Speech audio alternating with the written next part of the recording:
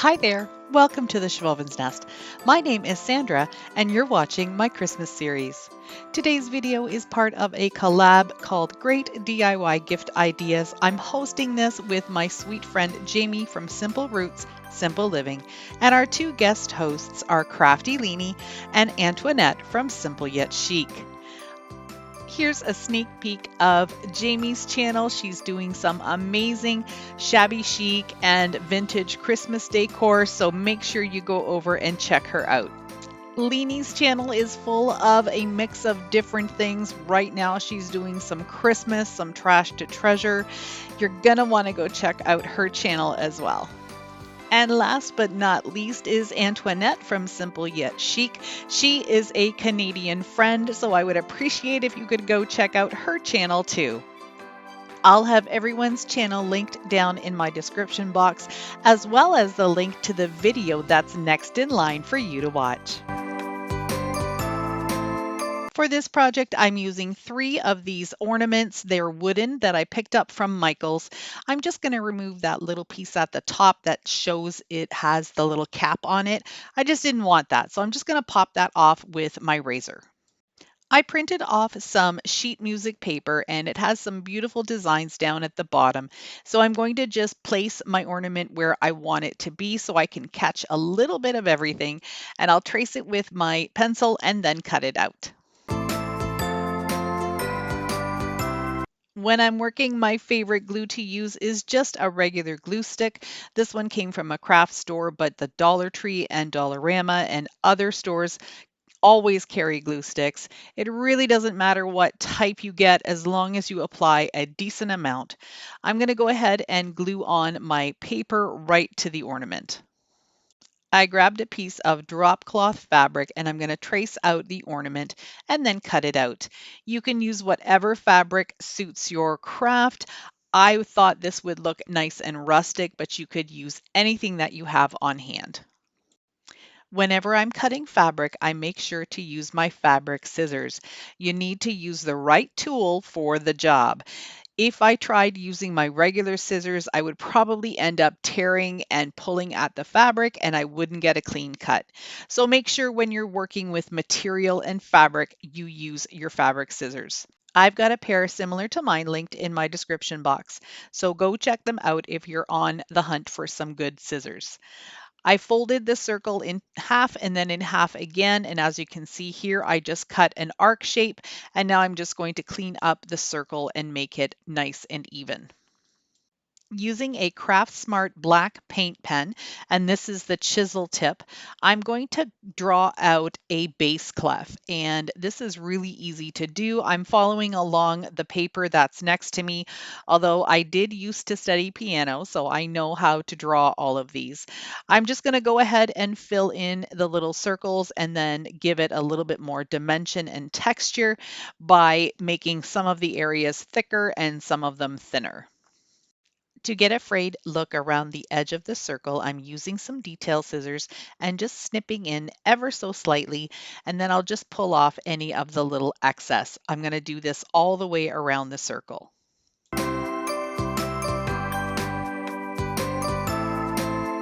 Taking my Craft Smart paint pen again, I'm just going to go around the edge of the circle and mostly just touching the frayed edges just to give it more of an old dirty vintage kind of look, maybe a little stained like it's been around for a while. I'm going to glue the fabric on top of the ornament with some hot glue. Now comes the fun part.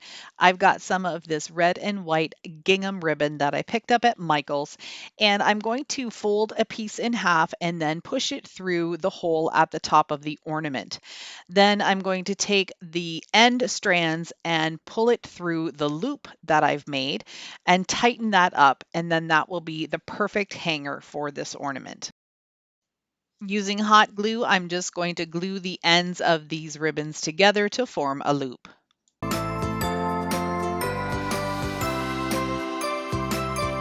I've got these beautiful pine picks that I get from Amazon. The link will be down in my description box, and I'm just going to trim them down a little bit and then hot glue them to the top of the ornament. Next, I'm going to add 3 leaves of this frosted boxwood. That'll represent holly. I'm going to add a frosted jingle bell and then also some little pip berries.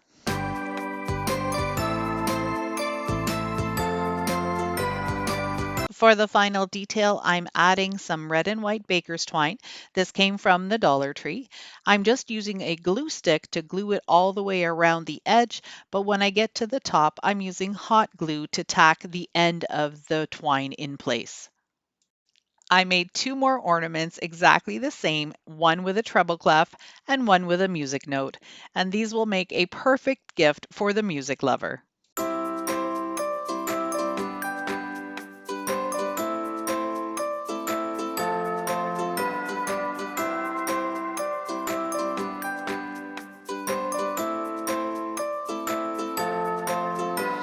If you're new to my channel, perhaps you're coming over from one of my friends' channels, I would love for you to stick around by hitting that subscribe button.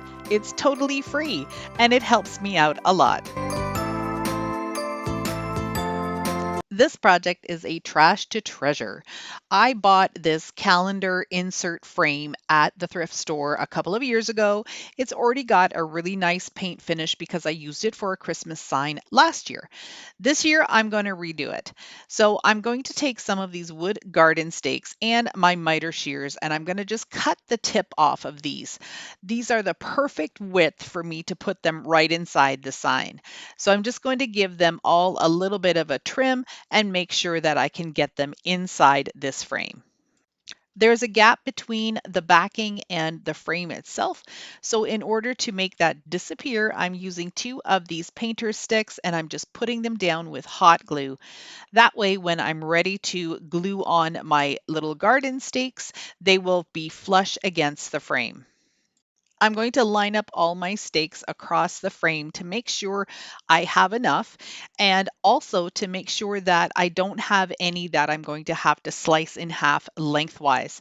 That's always a pain for me to do that. I don't like doing it, and I got really lucky. I didn't have to. I got the perfect fit with these stakes. These stakes are probably about the thickness of a jumbo popsicle stick. I like them because they're flexible, and here you can see I have to bend it just a little bit to get it underneath the wood frame. Then the hot glue on the painter sticks will hold it in place. I debated on whether to stain this, but I decided to do something very lightly. So I've got a really watered down burnt umber in a little dish, and I'm just going to go over these just once. I don't want them too dark, but I didn't want to paint them white or black, and I didn't want to leave them natural. So I'm really happy with how this color turned out. I think it's the perfect complement to the white frame. These 2 little grapevine wreaths came from Michael's. They're about 6 inches and they have just a tiny bit of glitter and a little bit of a frosted look. So I thought they would be perfect for a red berry wreath. I am in love with red pip berries. I love the color of them because they're so nice and deep red.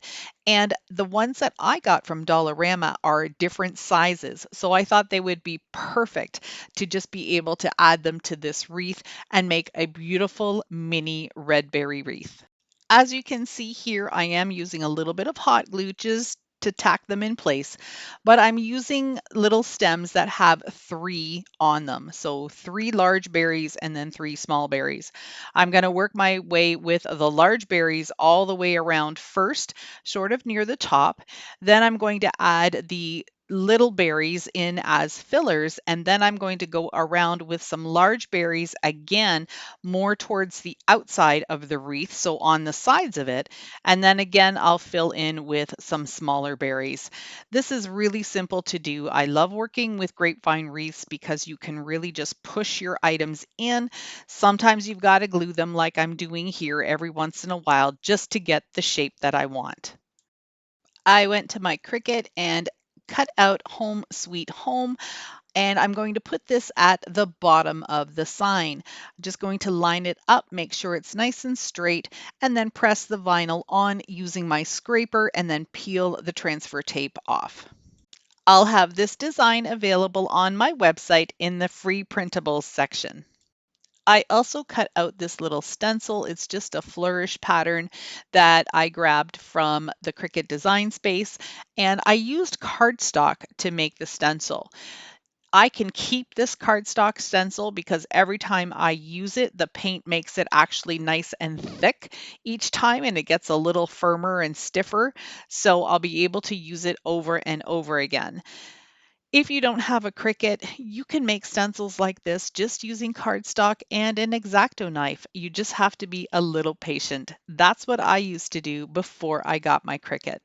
I'm using my Dollar Tree stencil brush, and I'm just going to pounce on some black paint, and then that will be complete for this little design. This is a picture hanger. It's called a sawtooth hanger. And I took a smaller one that I had and I bent it into a hook shape. I'm going to put some Weldbond glue on the back of it, and then I'm going to screw it in place, and that will make this sign have a removable wreath option. That will give the person who receives this gift the ability to change out their decor for the seasons without actually having to change the sign. So just the wreath. Can you imagine a little egg wreath for Easter and then a spring and summer lavender wreath on here? I think they'll all look absolutely beautiful.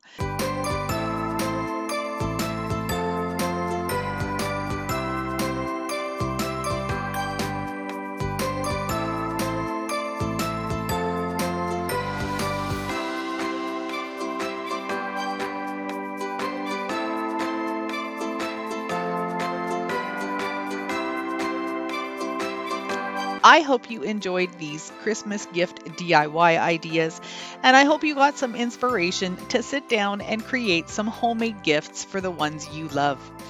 If you did like it, hit that thumbs up button. That helps me get noticed more on YouTube. I'd really appreciate it. Thank you so much for watching. See you in the next one.